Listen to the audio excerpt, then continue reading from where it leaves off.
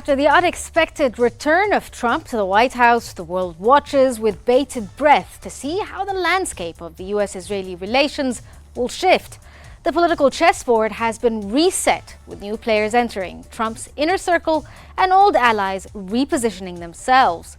Amidst promises to end wars and bring detainees home, questions linger about the feasibility of these ambitious goals. Meanwhile, the American domestic scene simmers with debates over the future of US support for Israel as both nations navigate uncharted waters in a new era of geopolitical uncertainty. How will this affect geopolitical stability? This is the question we're going to try to answer here on In Depth. Welcome to the program. We can fix every single problem our country faces and lead America, and indeed the whole world. This is a magnificent victory for the American people.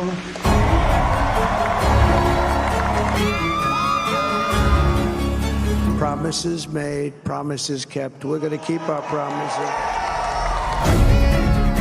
Nothing will stop me from keeping my word to you, the people. We will make America safe, strong, prosperous, powerful, and free again.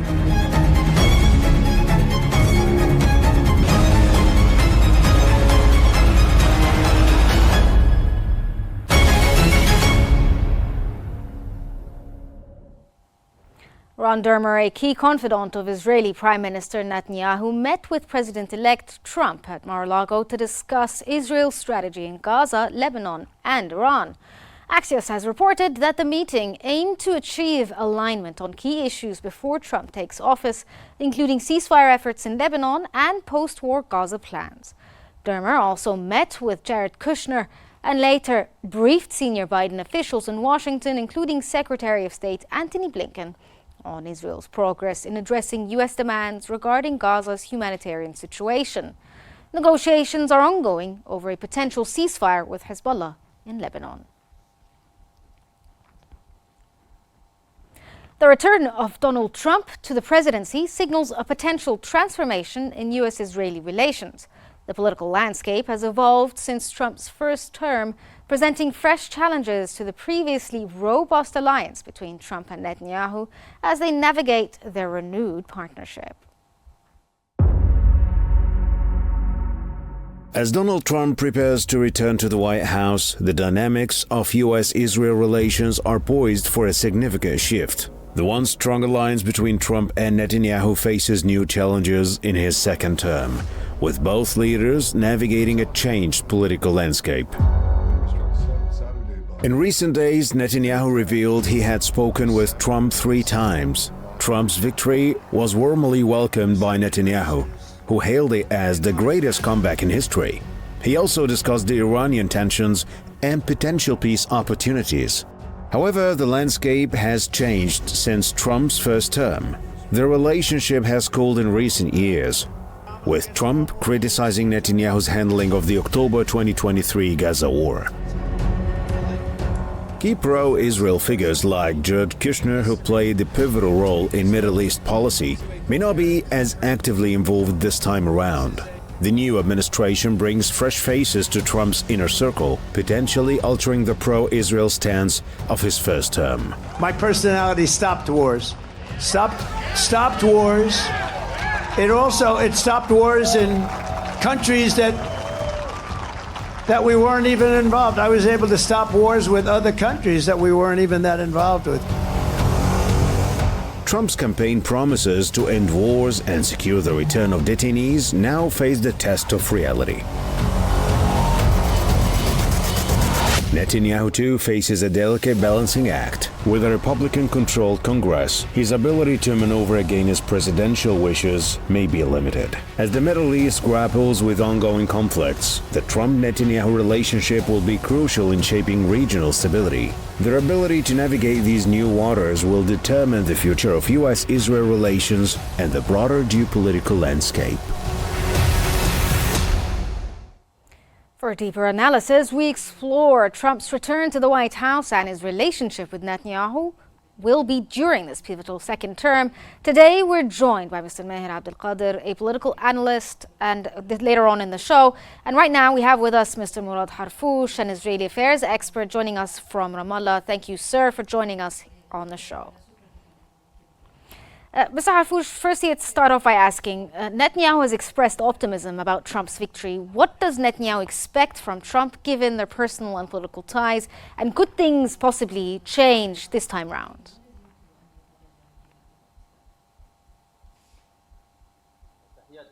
My greatness for you and for all your viewers. I think Netanyahu, in the course of this war, want to gain more time until Trump is back to the White House. And when Netanyahu spoke, after Trump's victory, it is a historical return and historical victory, which means that Netanyahu has a project regarding the ending this cause and to annex these new territories, and that's what Netanyahu had been waiting after Trump's return to the White House in order to implement this project and to reactivate the Abraham Accord. Is that what Netanyahu thinks, that he gonna get the support by Trump in order to complete the normalizations and all to liquidify the Palestinian cause by the support of the new American administration leading by Trump? But we are still waiting what will happen, what will Trump do, and what is his aspiration regarding his vision to end this war and how he's going to deal with the Middle East issues. Okay, sir, since you said that this is the expectations when it comes to Netanyahu, but do they also expect that the Israeli settlement movement and annexation policies will continue to gain traction under Trump's administration? Given that this was the case when he was president before, do you expect this trend to continue, or do you think Trump may actually shift his stances this time round?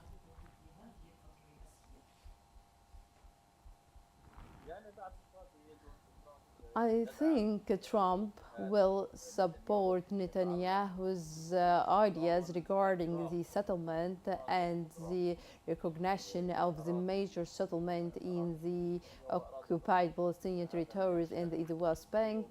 That was concerned for the Palestinian people and also for the Arab people, that Trump is going to support these orientations by the far-right Israeli government, especially after Trump has stated, Smotrich has stated yesterday that he taking the instructions from Netanyahu in order to start the implementation of the Israeli sovereignty on the occupied territories, and Netanyahu has supported that, saying that it's the time to start this annexation. We have seen the Israeli media discussing that in the first meeting between Netanyahu and Trump will talk regarding the approval for these new annexations for the Israeli sovereignty. So I think the result would be the annexation of the Palestinian territories, supporting the annexations and settlement, and that was concerned for the Arab and Palestinian people, and that we have been warning from. If Trump's leadership has approved these far-right Zionist projects, that means that they are a complete partner for the occupation forces against the Palestinian people, and by that regard, they will be opposing the international resolutions coming from international organizations that acknowledge the Palestinian people's rights. Okay, now we're joined by Mr. Maher Abdelkader, a political analyst from Washington. Now let's get your perspective as well on this issue. Sir, how do you see the US-Israeli relations evolving under a second administration, a Trump administration, considering the recent changes in US politics and the Middle East? It's a very different perspective now since it was 4 years ago. Good morning. Thanks for having me. And with respect to that, Trump is going to be much worse than the Biden administration, but he is not going to be as seen as fighting by Israel alone. He might just try to sugarcoat it by some relationship with the Arab government. If we recall his statement during the debate with Harris, he said Harris-Biden policies, if they continue as is, they will mean destroying Israel and the end of the state of Israel. Now, during his first term, we all recognize and remember that he had recognized Jerusalem as the capital of Israel, and he approved the annexation of the Golan Heights, and in addition to that, allowed Israel to label all the products manufactured in the Israeli settlement as made in Israel. And he had closed the PLO, or Palestine office, in Washington. So I think he is going to continue in that path, especially during his campaign. He very clearly stated that Israel is very small, a small country, and as such is vulnerable to attacks from others. So he needed to expand the size of Israel. So no matter how you look at it, he is going to be a supporter of Israel more than the Biden administration. Especially, he has the support of the Christian Zionists, evangelical Christian Zionists, and AIPAC. So they all supported him during this campaign. And one evident factor about his continuation of supporting Israel, his assignment to he assigned, the UN ambassador to Stephanie, who is a New York official, who is a pro-Israel, and he stated it during last month that movement in the American street by American youth supporting the Palestinians, plus the movement in U.S. college and university campuses supporting Israel, she labeled it as a movement supporting terrorism, and she has to stop it, and she has to end it, because we don't allow our streets to have any movement supporting anti-Israel movement. So he is going to be the voice of the Trump administration at the UN, and the whole world will hear it.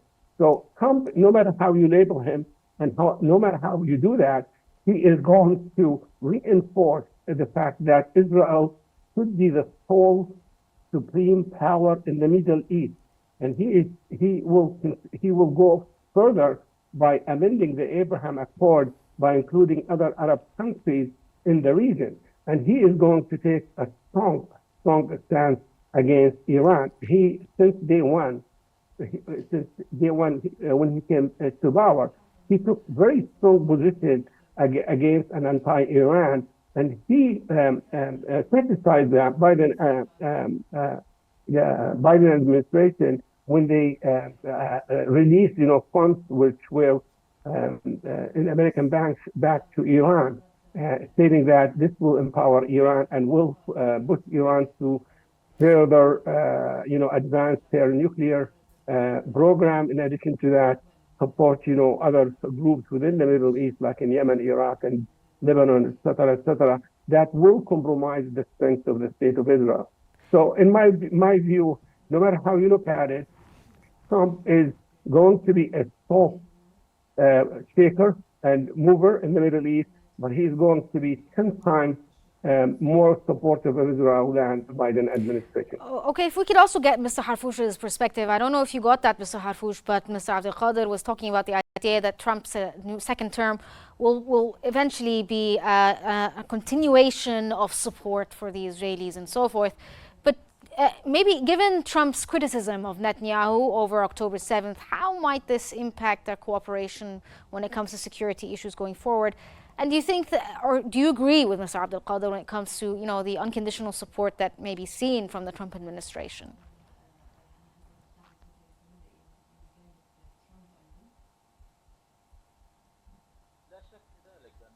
Of course, the American support will be continued and will be deepened towards Israel regarding the security issues and the military issues and and also economic and political support that the American administration will give for the Israel, whatever the previous administration and the current administration, in order to enable them to self-defense.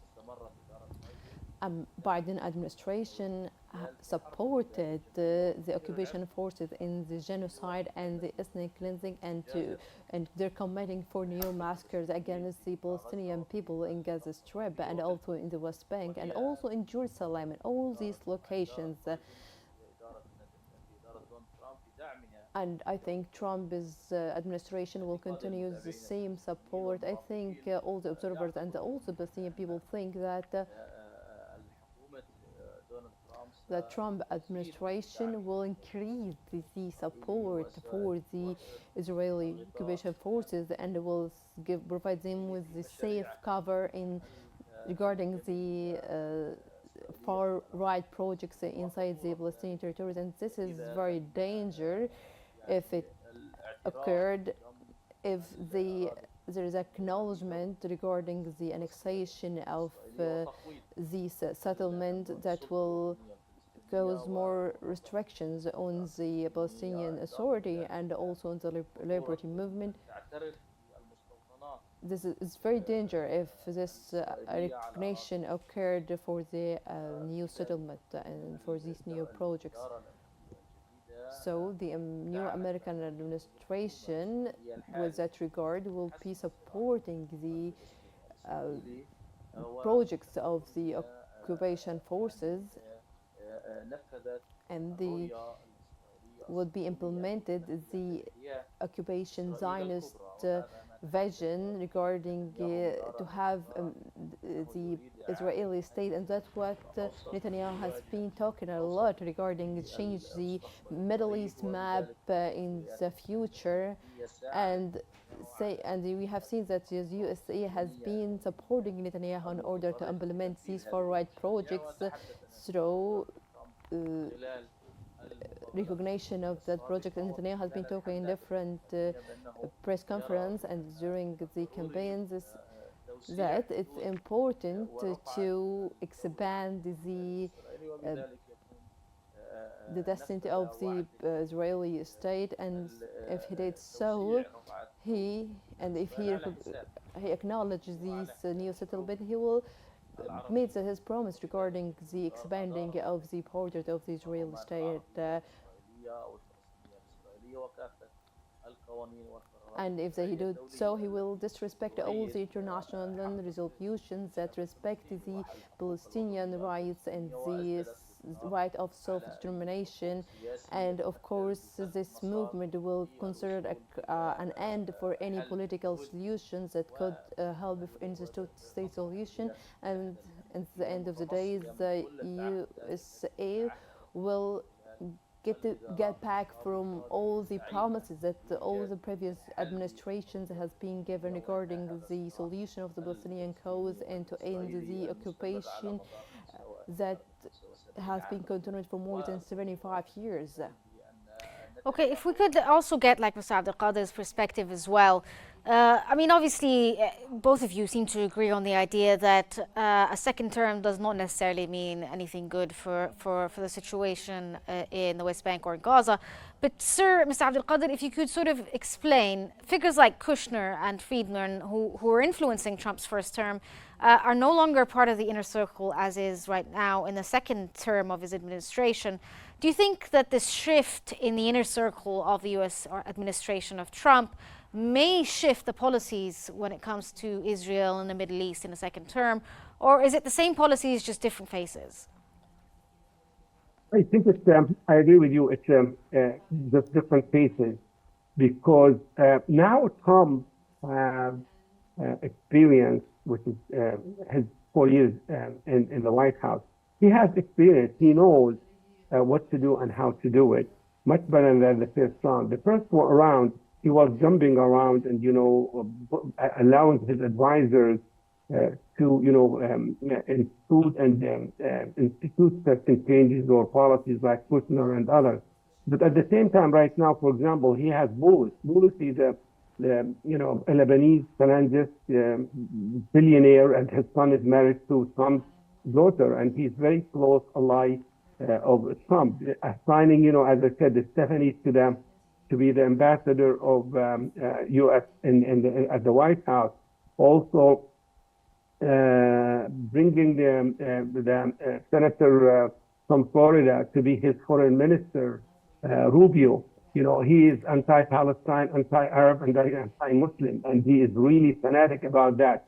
And he is going to run the foreign policy of the Americans. Now, if you look at his policies or the outlines of his policies towards the Middle East, which he stated towards the end of his campaign, he said that Biden will end Israel if he continues the way he is.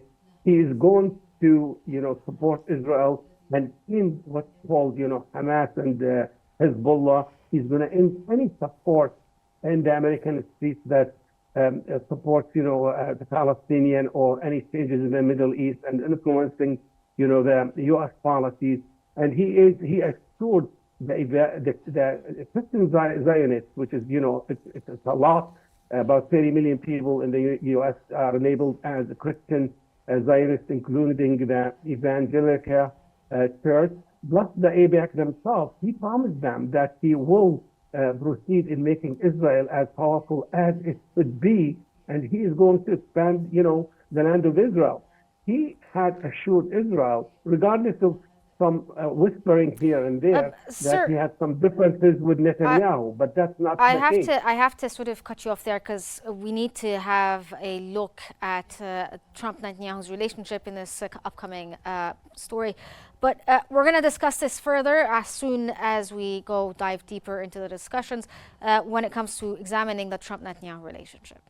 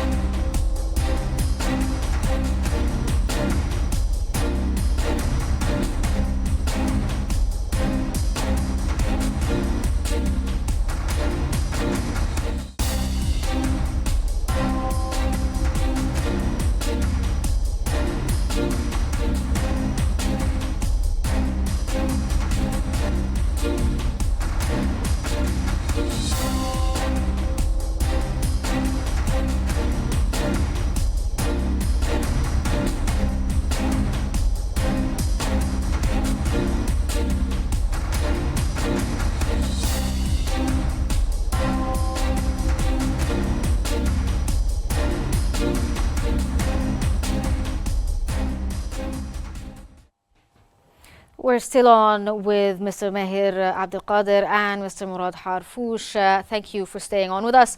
Let me address Mr. Harfoush. Do you think that Trump aims to resolve the conflict in Gaza and Lebanon, which is a huge challenge? And how will Netanyahu balance his priorities with Trump's expectations?